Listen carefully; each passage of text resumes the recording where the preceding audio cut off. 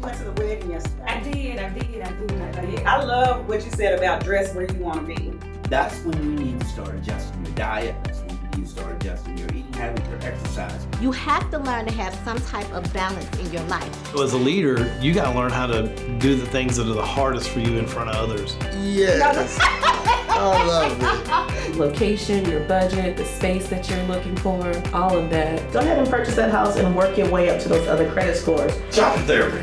Yeah. So And I took those and I literally put them into a book. Really, really.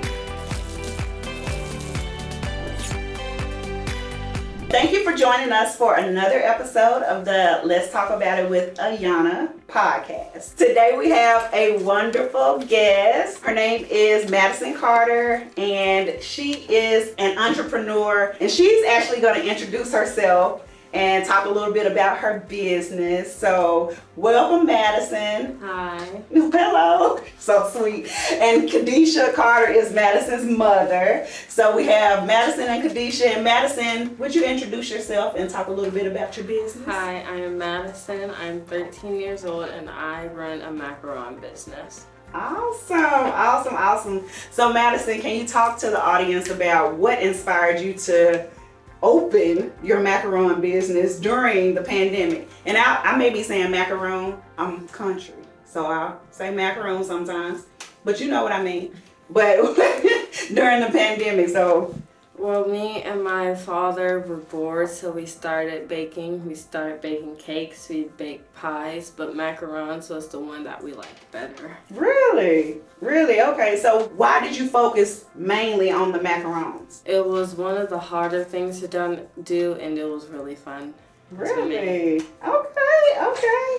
So how has participating in community events and fresh markets helped your business to grow? Well, like you and Jimmy for buying some, and my mom for posting it on our neighborhood. Facebook? Yeah, our neighborhood and my Instagram, people would see my macaron business and where I was at, and sometimes they would come.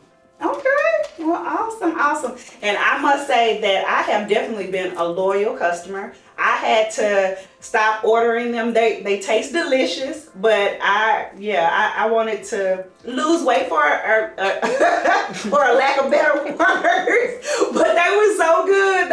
They're freaking amazing. They really are. So congrats to you. Hats off to you. You're doing an amazing job. Do you have any new flavors that are coming out in the future? We would like to try cookies and cream. Okay. Pina colada. We talked about cotton candy. Yeah, that was the one. And then we're trying to do more projects, like maybe some chocolate covered pretzels and some Cake pop. Yes. Cake pops. Okay, sounds good. So do you ever take any to school with you? Yes, I actually have taken some to school last year, and then this year for my teacher's baby shower, I'm going to be taking some. Okay, all right. So what is next for Miss Madison Carter? Are you gonna stick with the macarons, or are you gonna branch out? I think I'm gonna branch out. I think macarons will be my big one, but I want to try other projects. Really? Okay. Do you have any in mind? No. Okay, not yet. You just want to get through the school year? That makes sense. So is there anything that you would tell the audience if they want to start a macaron business, like any steps that you would tell them to take, or any insight you could give them? Try your best. Try your best. Okay. I love it. So let me ask you this. When you're in the kitchen and something doesn't turn out right, what do you do? Start over. You just start all the way back over. Okay. All right. Makes sense. All right. Well, thank you so much for joining the show. I really appreciate you and Kadisha. Is there anything else you want to tell the audience? Not in particular. She's a little shy. Okay. I totally get it. Well, thank you again, Madison, for being here. You have a great business, and Your macaroons are delicious. Thank you. All right. So that is a wrap. I hope you guys have a blessed evening. So during today's segment of Ask Dr. Eddie, we will be discussing healthcare disparities. So Dr. Eddie, thank you so much for joining us again. Really appreciate you. Absolutely. Thank you for having me. Absolutely. So you did hit on healthcare deserts. So can you talk a little bit more about what that actually is? That is actually where you do not have access to physicians, what they call health centers, trauma centers, or healthcare facilities. As a matter of fact, I looked up, Rockdale has 2 healthcare deserts in this area because they do not have access to health centers or a trauma center. We have a lot of trauma center deserts in the state of Georgia, and that's why, if you remember, the big deal was about Atlanta Medical Center closing down because that was only the 2nd trauma center that we had in Atlanta. So, that was a big deal. And so Rockdale doesn't have a trauma center, some of the other, Henry County doesn't have a trauma center. So the trauma center, so that's a desert. But mainly when you get into these rural areas, you get into these rural communities, you get outside. We often say, because I live outside of Atlanta, there's Atlanta and then there's the rest of Georgia.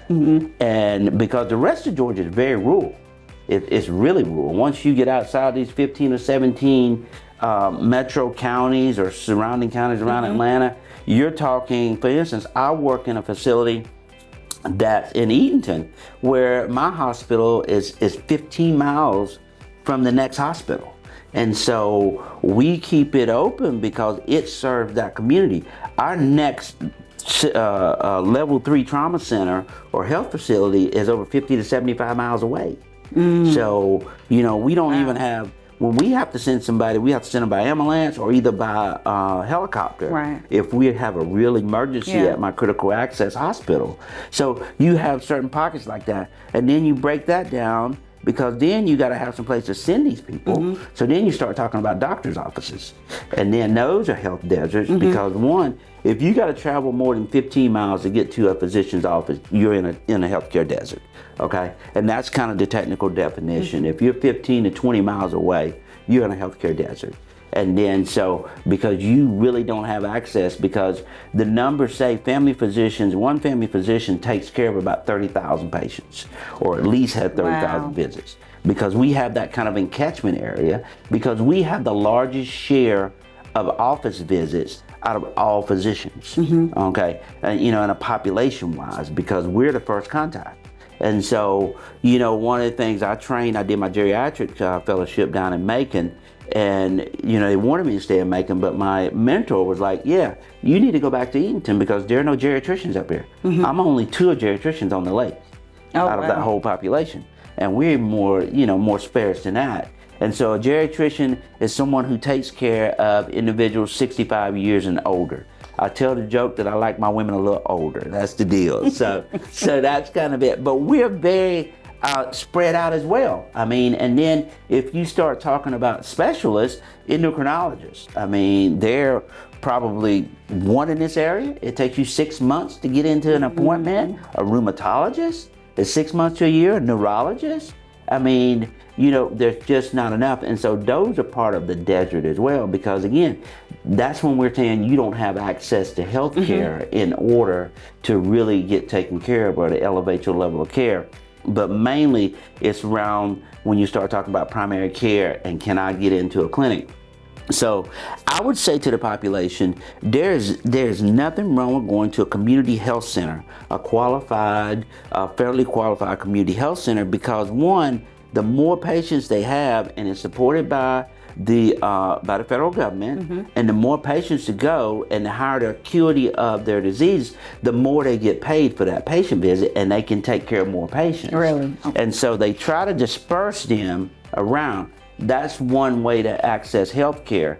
When I first came out of Morehouse, I went to Morehouse on a National Health Service Corps scholarship, which means the government paid for me to go to school, but then I had to go to an underserved area and serve that population of patients, which I did for 4.5 years. I was in the middle of nowhere. If anybody knows Allendale, South Carolina, that's where I was. I was 50, 75 miles from anything. I mean, Wow. it was crazy. We were it. But that's where we needed to go because they had no doctor otherwise, or they would have no access to health care. So we still have those pockets. We still have those pockets. Everybody wants to be super specialized, you know, and I, as a family physician, I always try to mentor my young colleagues coming behind me that I need more just like y'all. You know, I'm transitioning. You see the gray beard? I'm transitioning. So I need more y'all to come in to pick up, you know, the slack to continue that we may have health care in these areas that really need people to be seen. Because people still staying at their house and they're still sick. Yeah. Whew. Well, that was a lot of information, a lot of great information. Is there anything else that you would like to share as we end this segment? I would say, you know, thank you, and thank you again for having me. I would say this is a very important topic.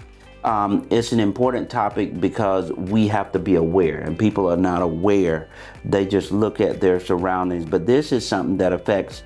Remember what Martin Luther King said, we're only as healthy as our sickest citizen. And we need to remember that because when we have the opportunity to expand Medicare, to get more health care outside of these pockets, we need to take advantage of that. It's an election year.